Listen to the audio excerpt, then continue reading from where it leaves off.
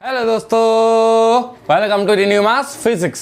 तो आज हम स्टार्ट करने वाले हैं चैप्टर नंबर 6 का लेक्चर नंबर 4, जिसमें हम पढ़ेंगे रियल प्रॉब्लम। अब रियल प्रॉब्लम क्या होती है? देखो, मोशनल ईएमएफ का ही भाई है, मतलब मोशनल ईएमएफ से रिलेटेड है कि जब किसी दो पटरियों पे जो कंडक्टिंग रेल होती है, कंडक्टिंग दो रॉड हो, मान लो एक रॉड ये कंडक्टिंग और एक रॉड ये कंडक्टिंग, दो कंडक्टिंग रॉड रखी है हमने।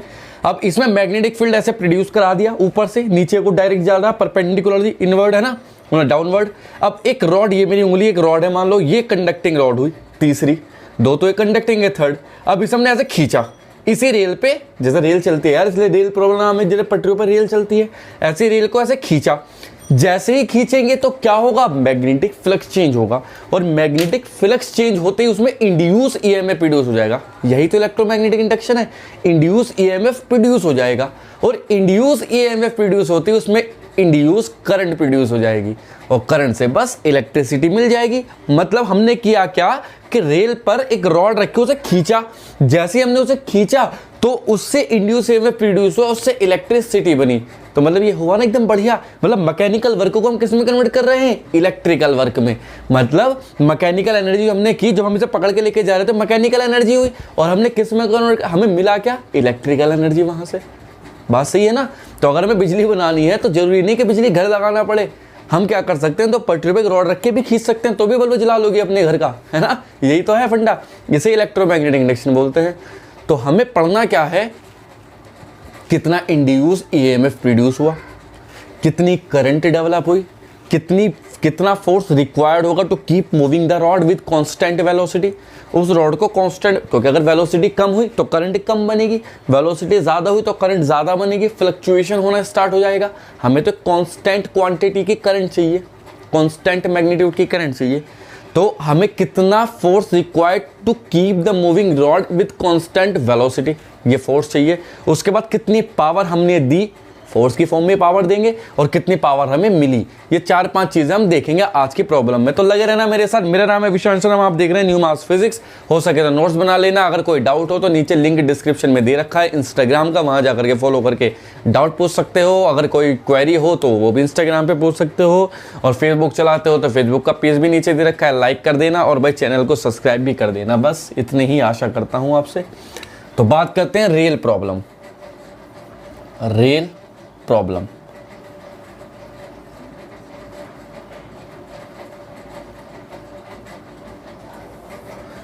तो रियल प्रॉब्लम है भाई, है ना? मान लो हमारे पास ये दो कंडक्टिंग रॉड, ये कंडक्टिंग रॉड है, एक ये और एक ये, है ना? और यहां से हमने क्या लगाया? इस पे एक लोड रजिस्टर,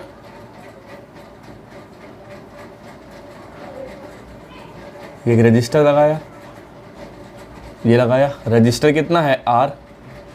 यहां से ऐसे रॉड से बना ली ना हमने, इस तरह से रॉड बना ली, ये इस तरह से ये हमने एक रॉड बना ली।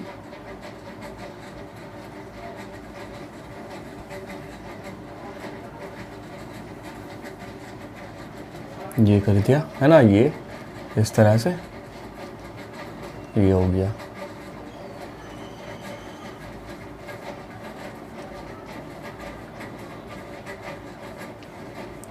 ये हो गया, ये हो गई। लो, ये बन गया हमारी दो कंडक्टिंग रॉड, तो बन गया रेल, जिसे बोलते हैं रेल। रेल तो बन गई हमारी, ये है ना? अब इस पे हमने क्या काम किया? इस पे हमने क्या काम किया है यार? ये चलता नहीं।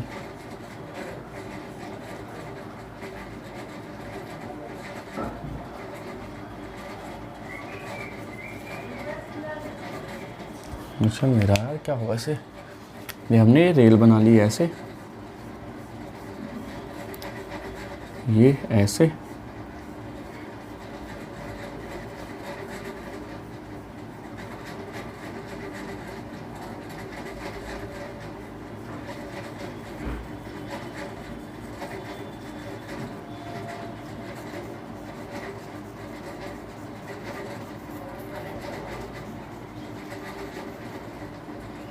ये है ना? ये दो कंडक्टिंग। अब इसके ऊपर एक तीसरी रॉड रख दी जिसे हमने खींचना है, तो ये रखिए भाई थर्ड रॉड एक,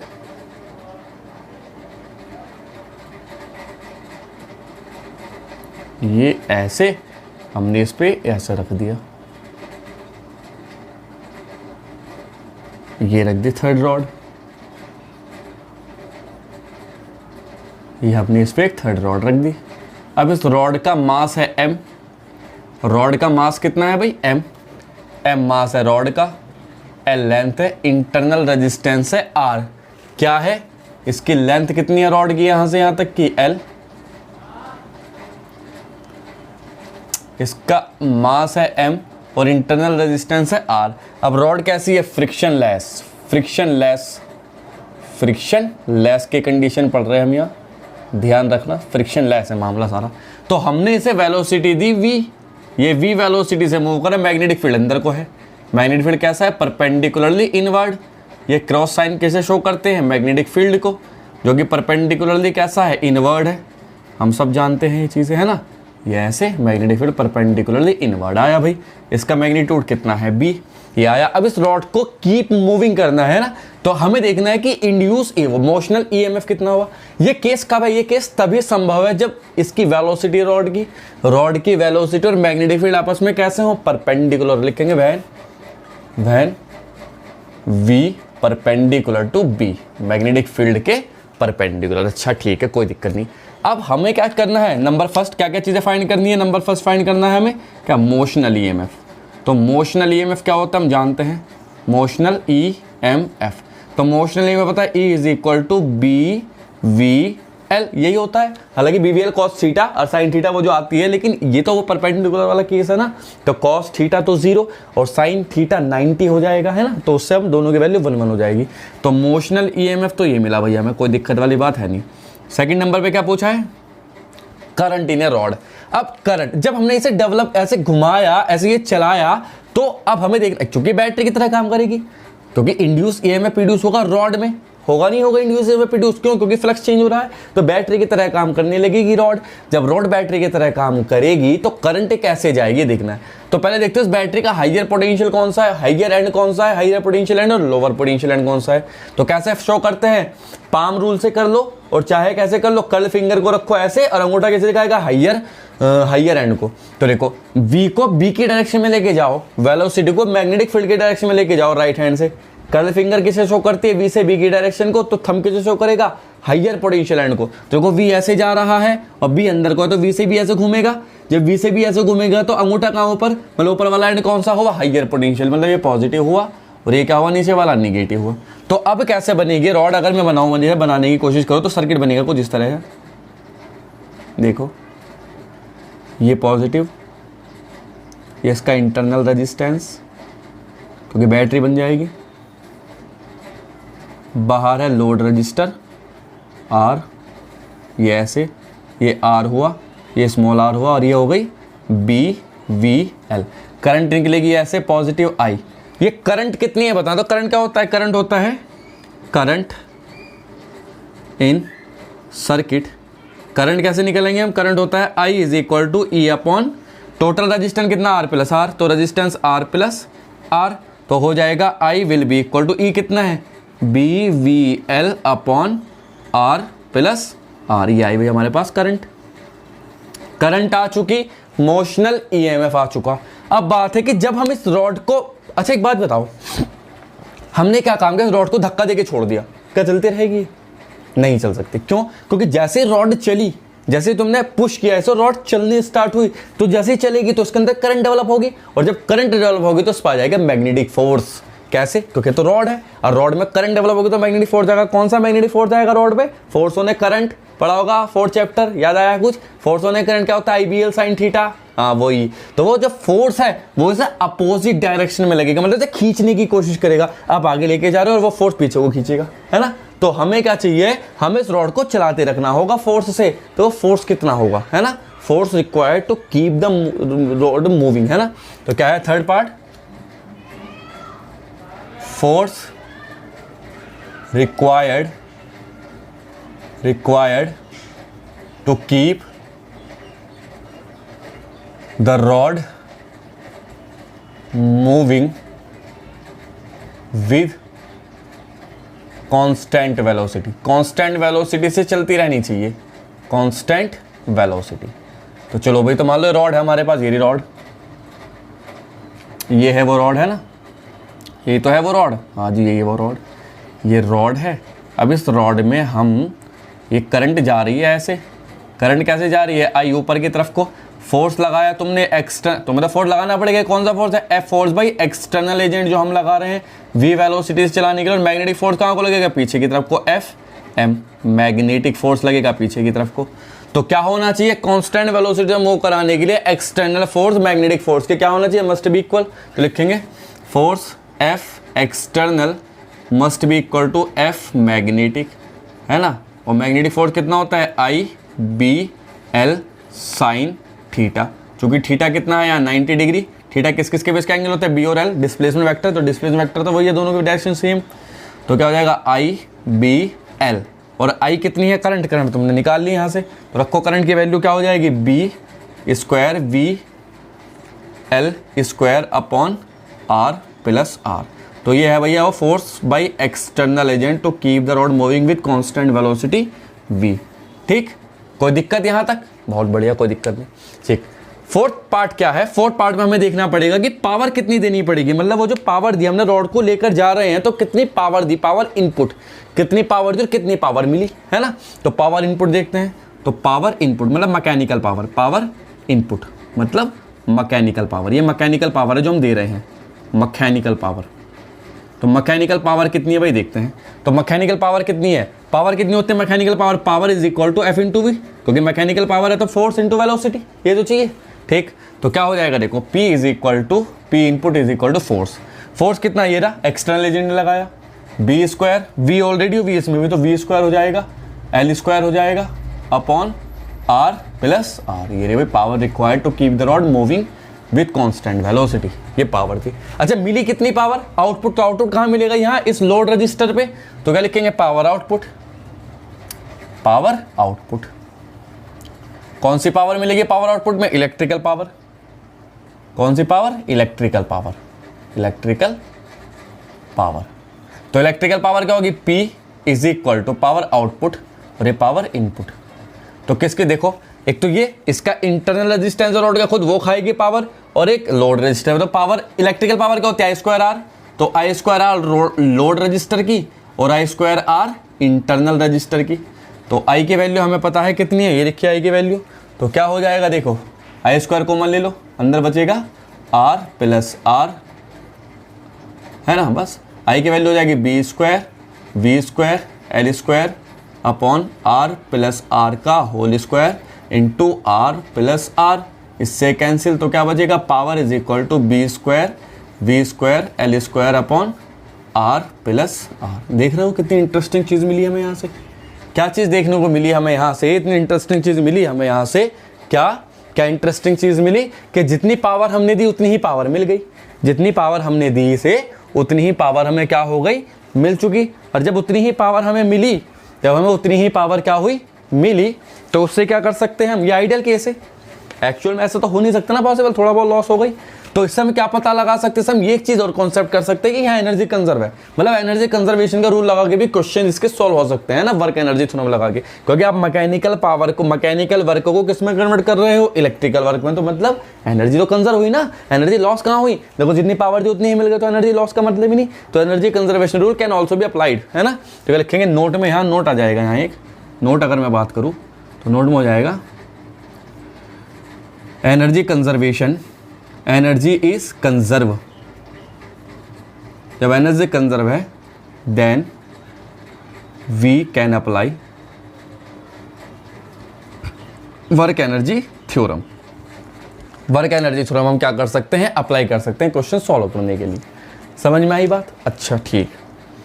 अब ये तो थी बात इसकी रेल प्रॉब्लम की। अच्छा इसके क्वेश्चन क्या सॉल्व होने, मान लो ये रजिस्टर है यार, इसके पीछे कुछ भी हो सकता है, ये रजिस्टर का कॉम्बिनेशन कुछ, ये कॉम्बिनेशन ऐसे भी हो सकता है कि एक रजिस्टर यहाँ लगा दो ऐसे इस तरह से, एक रजिस्टर यहाँ लगा दो इस तरह से, है ना, तो ये भी आर ये भी आर, तो तीनों होगा क्या, पैरेलल कॉम्बिनेशन है, तो r/3, तो r/3 तो जहाँ जहाँ r दिखा है r/3, तो कोई दिक्कत थोड़ी यार। देखो यहाँ फ्रिक्शन ले आओ, फ्रिक्शन ले आओगे तो जितना फोर्स तुमने आगे लगाया उतना फोर्स पीछे लगेगा मैग्नेटिक फोर्स के साथ साथ, तो फ्रिक्शन फोर्स भी पीछे को और मैग्नेटिक फोर्स भी पीछे को, तो यहाँ क्या ऐड हो जाएगा, F external must be equal to F friction और ऐड हो जाएगा म्यू n, तो ऐसे क्वेश्चन हो जाते हैं, कोई दिक्कत वाली बात है नहीं इसमें। बात कहने का मेरा ये है मतलब कि यहाँ रजिस्टर के अलावा अगर कोई और कंपोनेंट हो, जैसे कैपेसिटर या इंडक्टर हो, तब क्या होगा, है ना। जैसे यहाँ तो रजिस्टर है, रजिस्टर का कोई सा भी कॉम्बिनेशन बना दो आप, चाहे व्हीटस्टोन ब्रिज भी बना दोगे ना, तो भी आराम से सॉल्व हो जाएगा। बस आर ही तो चेंज करना है, कैपिटल आर। लेकिन अगर यहाँ इंडक्टर हो या कैपेसिटर हो, तब क्या होगा। तो ऐसे क्वेश्चन से डील करने के लिए हमें देखना पड़ेगा, है ना। देखते हैं अब, चलो भाई। तो क्या करते हैं, न्यूमेरिकल करते हैं इसके कुछ अच्छे से। रियल प्रॉब्लम के क्या करते हैं, न्यूमेरिकल करते हैं। चलो भाई, न्यूमेरिकल्स करते हैं कुछ, है ना। तो देखो, पहले कुछ कॉन्सेप्ट समझते हैं, थोड़ा सा कॉन्सेप्ट अंडरस्टैंडिंग।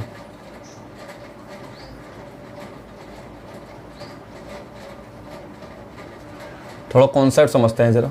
क्या कि मान लो हमारे पास यहाँ एक बॉक्स है, ये कोई बॉक्स एक्स है, ये कोई बॉक्स क्या है, एक्स बॉक्स है भाई। ये रहा बॉक्स एक्स, ये रॉड है जो कि चल रही है v वेलोसिटी से, है ना। इसका इंटरनल रेजिस्टेंस जो भी है, सब चीज़ें वही है जो पीछे रेल प्रॉब्लम वाली। ये रॉड है, ये रखी रॉड इसके ऊपर, है ना। इस तरह से रॉड रखी है, इसका मास कितना है, m, l और r, ये इस तरह से है। अब x की जगह क्या क्या हो सकता है, अगर x की जगह रजिस्टर हो तब क्या होगा, x की जगह कैपेसिटर हो तब क्या होगा, और x की जगह इंडक्टर हो तब क्या होगा। तो वो देखते हैं। तो देखें क्या, case first, when x is a resistor, when x is a resistor, then the velocity of rod increases exponentially, मतलब एकदम से बढ़ेगी वेलोसिटी। समझ रहे हो, इस रॉड की वेलोसिटी अगर तुम कांस्टेंट फोर्स से, मतलब एक बार फोर्स लगाते रहे तो इतनी तेजी से बढ़ेगी एक्सपोनेंशियली। अगर x की जगह क्या हो, रजिस्टर हो, जरा भी पीछे किया, ठीक। अच्छा, वेलोसिटी निकालनी नहीं थी, वेलोसिटी निकालेंगे इसके। केस टू में क्या है, केस टू में है व्हेन, इफ लिखो यहाँ, इफ सही रहेगा, if x is a resistor. ऐसे इफ यार क्या लिखा जा रहा है, if x is a capacitor, अगर x कैपेसिटर है, then the acceleration of the rod will be constant, मतलब कांस्टेंट एक्सेलरेशन से मूव करेगी, और वो ग्रेटर देन होना चाहिए, शुड बी F/m। हालांकि वो बताऊंगा अभी क्या है F/m, है ना। ठीक, केस थ्री क्या है, केस थ्री में क्या होना चाहिए, इफ, इसे हटाई दो, if x is a inductor, अगर x इंडक्टर हो तो क्या होगा, if x is a inductor, then the rod simply do simple harmonic motion। तब रॉड क्या करेगी, अगर ये हुआ इंडक्टर x की जगह, तो रॉड क्या करेगी, सिंपल हार्मोनिक मोशन करना स्टार्ट कर देगी, थ्रो एंड थ्रो, है ना। और एक्सेलरेशन, अगर x कैपेसिटर हो तो कांस्टेंट एक्सेलरेशन से मूव करेगी, और अगर x रजिस्टर हो तो वेलोसिटी इंक्रीज होगी एक्सपोनेंशियली। तो ये सारी चीज़ें हमें कैलकुलेट करनी है ना, फाइंड करनी है, इनके डेरिवेशन ड्राइव करनी है, एक्सप्रेशन या क्वेश्चन कुछ भी मान लो, हमें ड्राइव करने है कि जब x रजिस्टर है तो बताओ भाई वो वेलोसिटी निकालनी है, कितनी वेलोसिटी होगी ना, velocity as a function of time t, ये सारी चीज़ें velocity as a function of time t में कैलकुलेट करनी है, ठीक है। तो करते हैं बात। तो इससे पहले जो भी डेरिवेशन करेंगे हम, इनमें दो इंटीग्रेशन बहुत इंपॉर्टेंट है। इन दो इंटीग्रेशन के में स्टैंडर्ड रिजल्ट पता होगा तो अच्छी बात है, हालांकि इंटीग्रेशन सब जानते हैं करना, है ना, 12th के बच्चे हो, फिर भी मैं दो इंटीग्रेशन ऐसे लिखता हूँ यार जो बहुत हेल्पफुल रहेंगे रियल प्रॉब्लम से रिलेटेड क्वेश्चन करने के लिए। पहला इंटीग्रेशन, इस तरह के इंटीग्रेशन बहुत आता है, 0 से x dx upon a minus B X is equal to integration 0 से T C into D T, इस तरह का इंटीग्रेशन है। तो यहाँ से डायरेक्ट x की वैल्यू हम लिखेंगे, स्टैंडर्ड रिजल्ट है, x की वैल्यू हम लिखेंगे a upon B bracket 1 minus E की power minus B C T.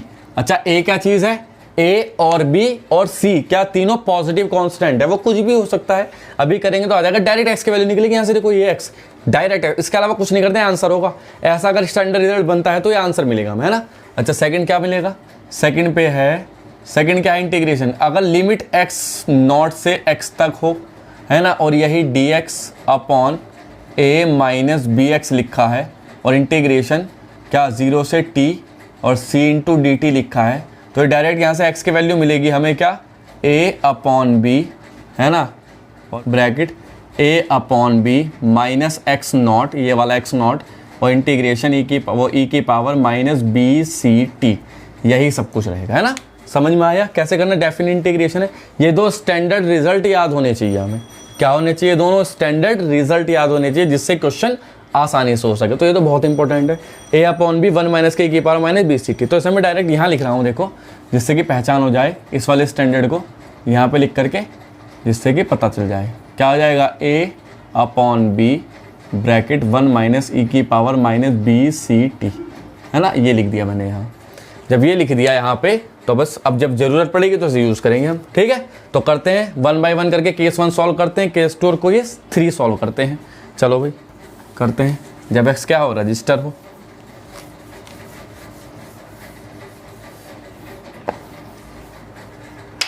तो लिखेंगे इसी में question number first, when x if x is a resistor then find velocity of rod at as a function of time t। As a function of time t की form में हमें क्या बतानी है, रॉड की वेलोसिटी बतानी है। चलो भाई वेलोसिटी बताते हैं इस रॉड की। तो ये तो t इक्वल टू 0 पे है, t इक्वल टू 0 पे वेलोसिटी भी है। अब टाइम t पे जाकर के मान लो यहाँ पे आकर के t इक्वल टू t पे आकर के वेलोसिटी क्या हो जाती है, v नॉट हो जाती है। तो वो v नॉट बतानी है ना, as a function of time t v naught वाली वेलोसिटी बतानी है हमें। तो देखते हैं भाई, करते हैं क्वेश्चन, कोई दिक्कत नहीं। सबसे पहली बात, ऐसे क्वेश्चन डील करने के लिए, ऐसे क्वेश्चन से डील करने के लिए सबसे पहले करंट निकालो, रॉड में कितनी करंट है, और वो फोर्स फिर मैग्नेटिक फोर्स पीछे वो लगेगा, उससे इक्वेट कर दो नेट फोर्स के, और अपने आराम से हो जाएगा, कोई दिक्कत वाली बात नहीं है। तो कैसे करना है देखो जरा, यहाँ क्या करना है, क्या लिखेंगे, व्हेन रॉड इज मूविंग, जब रॉड मूव करेगी तो करंट फ्लो की, मान लो ये रॉड है, यह है रॉड, ठीक है, तो इसमें करंट बनी है आई, ये फोर्स लगाया आपने F, और पीछे को फोर्स कौन सा लगेगा, मैग्नेटिक फोर्स FM, है ना। तो net force, ultimately net force तो आगे जाएगा, ठीक है। तो देखते हैं भाई, तो पहले लिखे करंट, तो करंट कितना हो जाएगा रॉड में, I is equal to B V L upon R plus R, ये रहेगी करंट। तो करंट का तो कोई मतलब ही नहीं है, करंट तो ये रहेगी, ठीक, क्योंकि है ना यार, R plus R internal resistance R है रॉड का। अच्छा तो फोर्स, मैग्नेटिक फोर्स कितना हो जाएगा रॉड पे, मैग्नेटिक फोर्स, तो मैग्नेटिक फोर्स कितना होगा भाई, F M is equal to I B L upon R plus R, है ना। तो या क्या देख सकते हैं इसे, F M is equal to क्या हो जाएगा, देखो ऊपर आई की वैल्यू ऊपर से रख दूंगे, तो क्या हो जाएगा, B square V L square upon R plus R. बस अब यहाँ क्या लिखेंगे, फोर वेलोसिटी, फोर वेलोसिटी।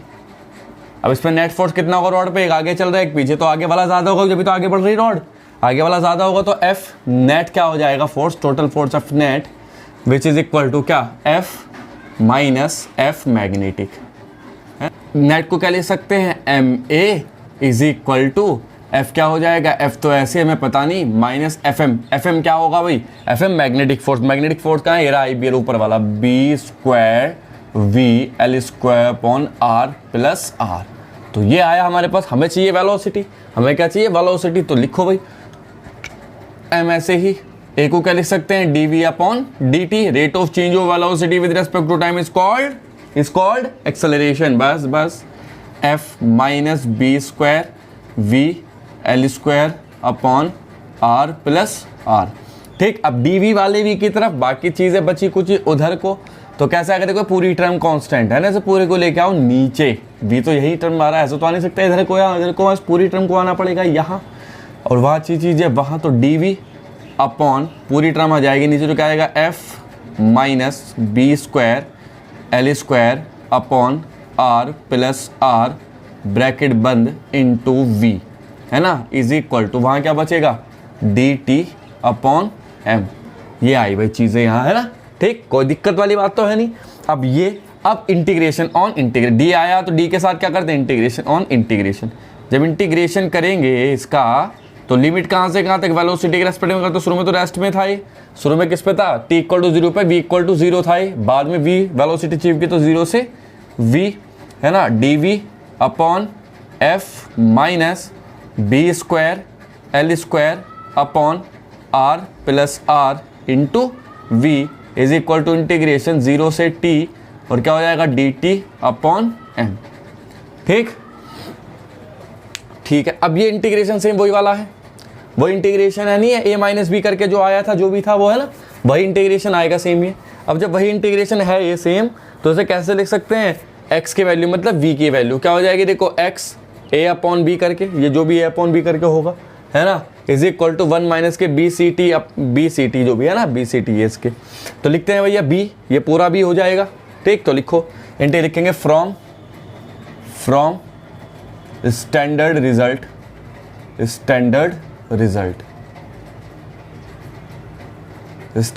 से देखेंगे जब ये आया था तो क्या आएगा वी की वैल्यू आ जाएगी ए अपॉन बी, ए क्या था एफ, तो एफ अपॉन बी, बी क्या चीज़ है, बी है पूरा वी का coefficient, B square L square upon R plus R, तो आर प्लस आर ऊपर चला जाएगा ये।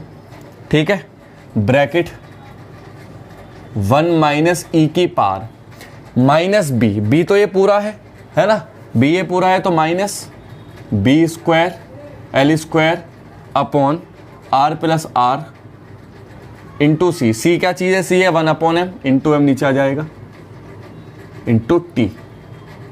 ये आया भाई हमारे पास वेलोसिटी। इसे थोड़ा और सोल्व कर सकते हैं फर्दर, तो देखिए v इक्वल टू लिख लेगा तरीका, आर एफ क्या R plus R upon B square L square bracket 1 minus E की power minus B square L square upon M R plus R into T. ये रहा भाई, है ना पूरा। तो ये एक्सपोनेंशियली क्या हो रही है, वेलोसिटी इंक्रीज हो रही है। देखो एक्सपोनेंशियल, एक्सपोनेंट की टर्म में आया है तो एक्सपोनेंशियली क्या हो रही है, इंक्रीज हो रही है। तो एक्सपोनेंशियल इंक्रीज कैसे होगी, अगर हम वेलोसिटी टाइम का ग्राफ बनाए यहाँ इसका, तो कुछ इस तरह से रिलीज होगी। देखो ये टाइम t और ये वेलोसिटी v, तो एक्सपोनेंशियल इंक्रीज होगी कुछ इस तरह से, है ना। और ये मैक्सिमम वेलोसिटी मिलेगी हमें यहाँ, ये वाली जो है, ठीक है जी, at A time equal to T पर, at A time equal to T पे, है ना। तो ये मैक्सिमम वेलोसिटी का ग्राफ। तो इस तरह से हम क्या लिख सकते हैं, वेलोसिटी एट एनी इंस्टेंट या एट ए टाइम टी लिख सकते हैं आराम से। अगर ये क्या हो, रजिस्टर हो, अगर एक कैपेसिटर हो तो क्या होगा, तो कांस्टेंट एक्सेलरेशन से मूव करेगी। तो कांस्टेंट एक्सेलरेशन वाला केस पढ़ते हैं चलो, है ना। जब ये किससे मूव करेंगी, कांस्टेंट एक्सेलरेशन से मूव करने लगेगी। तो कांस्टेंट एक्सेलरेशन से मूव करेगी, तो देखो इसे भी करते हैं भाई, तो कोई दिक्कत थोड़ी है इसमें। चलो करते हैं।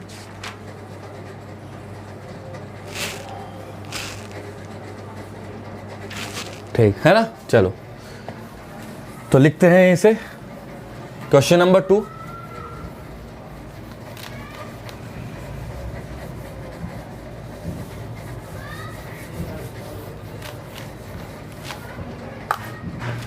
क्वेश्चन नंबर 2 करते हैं। क्वेश्चन नंबर 2 में x क्या है, लिखेंगे question number 2, if x is a capacitor then find its acceleration। अब एक्सेलरेशन फाइंड करते हैं भाई इसका। अगर ये क्या हो, x c हो, है ना, कैपेसिटर c हो, तो कैसे लिख सकते हैं कैपेसिटर c, तो ऐसे बना दो इसे, ये यहाँ ऐसे, ये ऐसे, ये ऐसे और ये ऐसे, c बन गया भाई ये। ठीक, कोई दिक्कत नहीं, सही है। अब एक बात बताओ, हमें आई चाहिए पहले तो, क्योंकि F इक्वल टू आई भी देखो मैग्नेटिक फोर्स तो पीछे लगी गई, मतलब अगर हम वो बनाने की कोशिश करें तो बैटरी बन जाएगी ये वाली, ये बैटरी बनी, ये इंटरनल रेजिस्टेंस हुआ, और ये पीछे अब क्या लगेगा, अब कैपेसिटर लग गया। अब जरा ये कैपेसिटर C, ये रहा, तो ये R, ये B, V, L और ये C।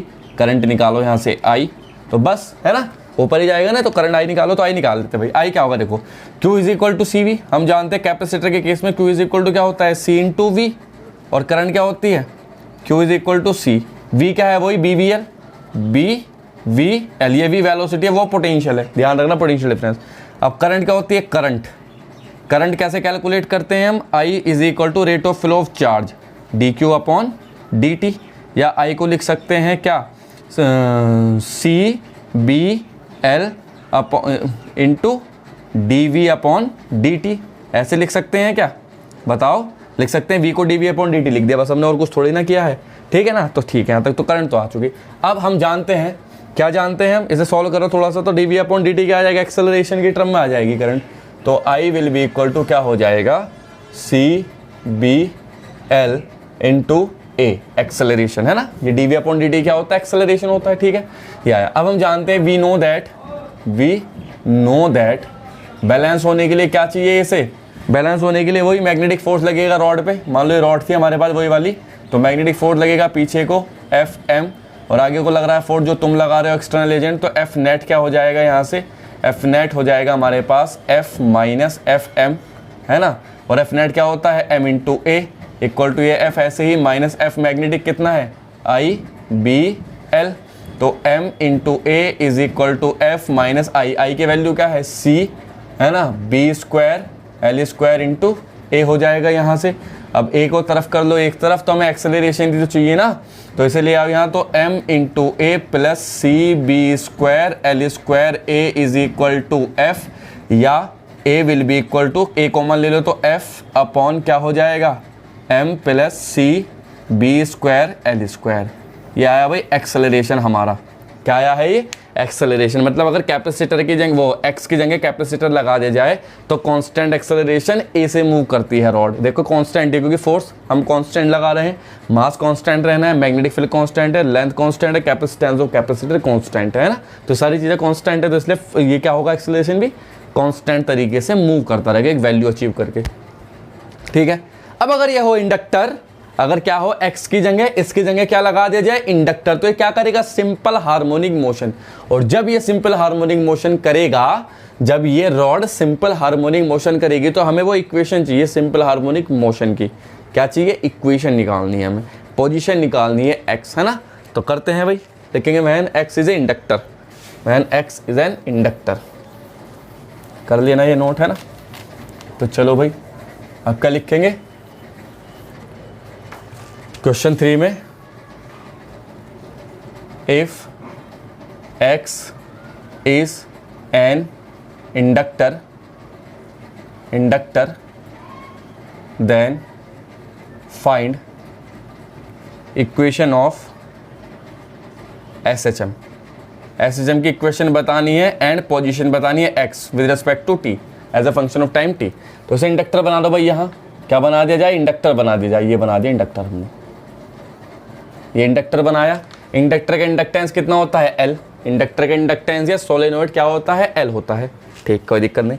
अब ये रॉड है जैसे कि, तो पहले तो काम वही है, देखो कौन सा वो, या I निकालना है पहले उस सब में, और मैग्नेटिक फोर्स उसके इक्वल ही लगना है। मैग्नेटिक फोर्स किसके इक्वल रखना है, हमारे एक्सटर्नल एजेंट द्वारा, है ना, हमारा एक्सटर्नल एजेंट का फोर्स मैग्नेटिक फोर्स के क्या हो जाएगा, इक्वल हो जाएगा, ठीक। तो लगाओ भाई, मान लो ये हमारे पास क्या है, रॉड थी ये रॉड है ना। अब इसमें ये तो वही ऐसे ऐसे बन जाएगा, और इसका इंटरनल रेजिस्टेंस कहाँ जाएगा, यहाँ पे आ जाएगा, इसका इंटरनल रेजिस्टेंस कहाँ जाएगा, यहाँ आ जाएगा, ठीक, स्मॉल r, ये BVL, और यहाँ लगाया हमने ये इंडक्टर, ये लगा दिया इंडक्टर, इसका इंडक्टेंस है L, ठीक, कोई दिक्कत नहीं। अच्छा, तो करंट निकालते हैं पहले। तो देखो करंट निकालने के लिए तरीका क्या है करंट का, हम जानते हैं जो इंडक्टेंस के अक्रॉस पोटेंशियल ड्रॉप होते हैं वो कितने होते हैं, V जो होता है, लिखेंगे potential drop across inductor, inductor के अक्रॉस कितना होते हैं पोटेंशियल ड्रॉप, क्योंकि इसका पोटेंशियल इक्वल टू इसका, क्योंकि पैरेलल है दोनों, जो भी है जितना यहाँ से क्या वहीं तो जाएगा, तो कितना हो जाएगा ये L into D I upon D T, ये होता है भैया पोटेंशियल ड्रॉप अक्रॉस इंडक्टर, जो कि किसके इक्वल है, बी वी एल के इक्वल, है ना। तो आई निकालनी है तो D I upon D T क्या हो जाएगा वहाँ जा करके, बी वी एल, तो ये क्या हो जाएगा, एल अपॉन एल, तो बी ये आया। अब डी अपॉन, हमें तो करंट चाहिए, तो करंट के लिए अब इसे क्या लिख सकते हैं, देखो ज़रा इसे थोड़ा और फर्दर सॉल्व करें अगर हम, तो D I upon D T can be equal to B L upon L. अब वी को क्या लिख सकते हैं, D X upon D T, है ना, rate of change of displacement with respect to time is called velocity. D T से D T cancel, क्या बचता है देखो यहाँ, D I is equal to B L upon L into D X. क्या करेंगे, ऑन इंटीग्रेशन, जब integration कर देंगे हम यहाँ इसका, क्या कर देंगे, इंटीग्रेशन, तो डी आई का तो हो जाएगा I equal to B L D X का एक्स अपॉन एल। ये आया हमारे पास, क्या आया है, ये आया है आई। करंट निकल चुका, नो प्रॉब्लम। हमें चाहिए क्या, हमें तो देखना है एसएचएम के इक्वेशन करेगा, है ना, तो करंट चाहिए था हमें, वो हमने कर लिया। अब फोर्स देखते हैं, मैग्नेट में लिखेंगे यहाँ, अगर एक रॉड है, इसमें कितने, इसमें करंट आई है ना ऊपर को, तो इसे चला के छोड़ दिया, जब तो चला के छोड़ो तो वो आगे टू एंड फ्रो मोशन करेगी, तो कभी ये फोर्स एफ आगे और मैग्नेटिक फोर्स कहाँ लगेगा, पीछे, है ना। तो इस कंडीशन में सिंपल हार्मोनिक मोशन में जब हम मी पोजीशन लेंगे तो दोनों फोर्स इक्वल होने चाहिए, तो क्या लिखेंगे, now F is equal to F M, ठीक है ना, ठीक, तो F equal to F M, तो एफ ये तो हो जाएगा, एफ इक्वल टू होता है एम में, और मैग्नेटिक फोर्स क्या है, I B L. M A को क्या लिख सकते हैं, D square X upon D T square, लिख सकते हैं, नहीं बिल्कुल लिख सकते हैं। जब ये आगे जाएगा तो ये पीछे तो निगेटिव साइन के साथ आएगा, Newton second law of motion, अरे वही तो है ना, rate of change of F is equal to M A वाला सिस्टम, वही है ना, ठीक। तो हो जाएगा माइनस आई, आई की वैल्यू क्या है, B square L square X upon L, और हम जाएगा नीचे जो D square X upon D T square is equal to minus B square L square upon M L into X. ये किसे शो करती है, D square X upon D T square equal to something constant into X, simple harmonic motion को। This equation represent simple harmonic motion, और simple harmonic motion की general equation क्या होती है भला, वो D square X upon D T square की अगर हम कंपेयर करें तो किस हो जाएगा, minus omega square into X. ये सिंपल हार्मोनिक मोशन की इक्वेशन होती है जनरल, ठीक है। तो कंपेयर करेंगे तो देखो सब ये कट जाएगा, ओमेगा की वैल्यू क्या आ जाएगी यहाँ से, ओमेगा स्क्वायर आ जाएगा यहाँ से, ऑन कंपेयरिंग हमने कंपेयर करी है, ऑन कंपेयरिंग, तो ओमेगा स्क्वायर क्या आ जाएगा यहाँ से भला, यह आ जाएगा बी स्क्वायर, माइनस से माइनस कट जाएगा, L square upon L M, या omega will be equal to B L upon under root M into L. तो ये तो आया भैया ओमेगा की वैल्यू, है ना, एंगुलर फ्रीक्वेंसी, और ये क्या चीज़ है, general equation of simple harmonic motion जो कि निकल के आई है हमारी। यही तो चाहिए था, पोजीशन ऑफ एक्स, है ना, ये चाहिए था, यही मिल गई हमें, कोई दिक्कत वाली बात नहीं है। यहाँ से